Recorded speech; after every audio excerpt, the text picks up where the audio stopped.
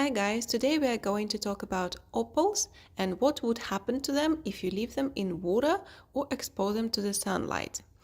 Because the more opals we sell, the more fantastic myths we receive about them. And what fascinates me the most is actually that these legends are widely supported by all kinds of reliable resources in the internet and even the jewelry brand owners, which is the most surprising thing to me.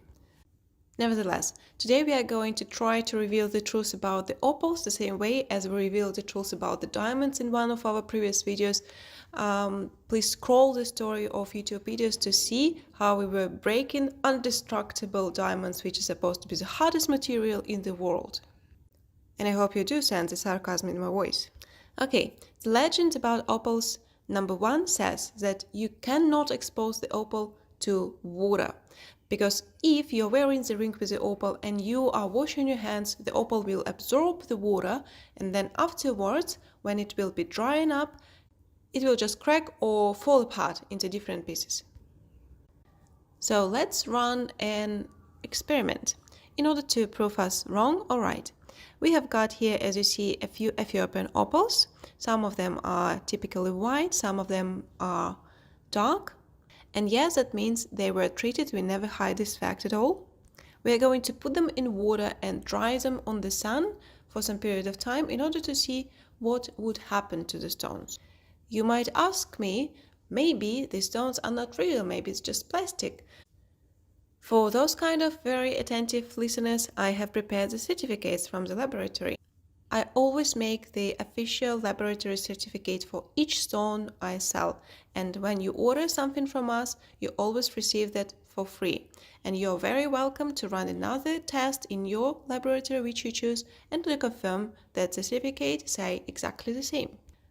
So as you see, the certificate proves that this opal is natural. You can actually easily check it yourself. Just right now, jump on the website of this laboratory and put this number into the search there, and you will be able to see all the detailed information about the gemstone. Any kind of official laboratory certificate shall give you this opportunity to go on a website and actually check that the stone you're holding in your hand has exactly the same characteristic as it says on the laboratory certificate. GIL is a laboratory which we have been working with for a long time, but we work with all kinds of different laboratories around the world. So just this one is the most convenient as it sits closer to me. And by the way, if these opals were treated somehow, they were colored or treated with plastic or glass or whatever, the comments were supposed to be on the laboratory certificate to indicate that. As there are no comments, it means that the natural opal is 100% natural without any kind of artificial treatment. Okay, so now we are putting the stones in water, and it's not going to be like the quick hand washing process. We will leave them there for half an hour, let's say. I guess it's going to be more than enough because according to the myths from the internet and actually according to your own request, my dear customers who are afraid to wash their hands while wearing an opal ring or take the shower while wearing an opal necklace, it shall be enough, even a few seconds of contact with water to destroy the opal forever. And again, you can jump on YouTube and just search the internet. You will see heaps and heaps of videos from professional gemologists, from people who own their own jewelry stores or natural gemstone stores, and they say exactly the same. You never ever want to let your opal contact water. So now I'm going to let it sit there for 30 minutes, and after that I will take it out and put under the very hot sunlight. Okay, it actually has passed more than 30 minutes because I got distracted by the phone call, but anyway, the more the better in this case, I believe. So I'm not wiping them, I just take them out as they are and leave under the sunlight to dry. Okay, so it's actually coming closer to the evening, so the sunlight is not that much bright anymore. Let's see what have happened to our precious opals. Internet legends say that after contact with water, opal will look brighter. That's option number 1.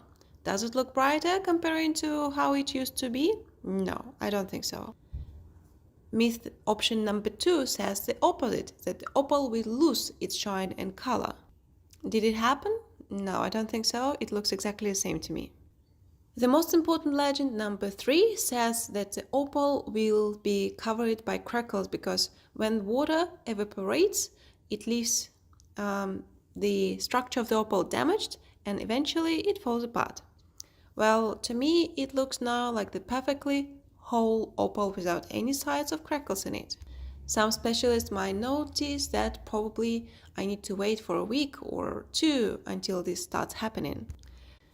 I could wait for another couple of weeks and make the video of the same opals to you to prove this theory wrong, but well, if you want to doubt me, you will find your way to doubt me, so I will just tell that I actually have got quite multiple jewelry with Ethiopian opals, and I have been wearing them anywhere. I went to the shower with them on, I washed my hands multiple times with some opal rings on, and nothing happened, like nothing at all. Structure stays the same, the color stays the same. I don't see anything wrong with that. So let me just have a proper look at the other opals. Yep, they look exactly the same.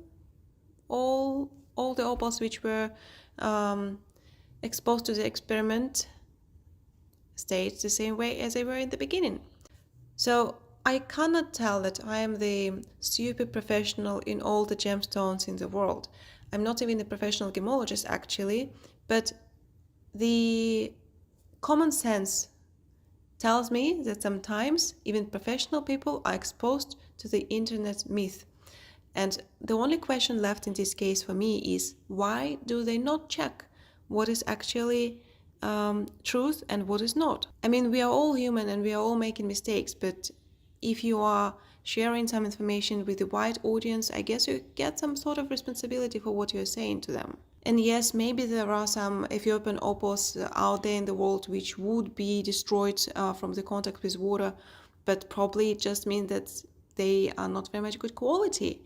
The opals which we are working with have never shown anything like that in their behavior, and they never changed their color, they never changed their structure, they never cracked or whatever. So I honestly don't understand where does it come from and why it is so widely supported by the jewelry community. So if you bought the opal from us, probably I would say that you can go to the shower or go swimming without any kind of back thoughts or fear. And if something happens to your opal, I can actually take responsibility for it and maybe change you to the new one or return the money, because I do believe that is not gonna happen. But if you prove me wrong, I'm always ready to reconsider my point of view. Because I said, we all are human and we all make mistakes. The main idea that when you see that the mistake was made is to make an attempt and change for good. So that's it for today. I hope you enjoyed this little experiment about opals and learned something new. And I'll see you next time. Have a good day.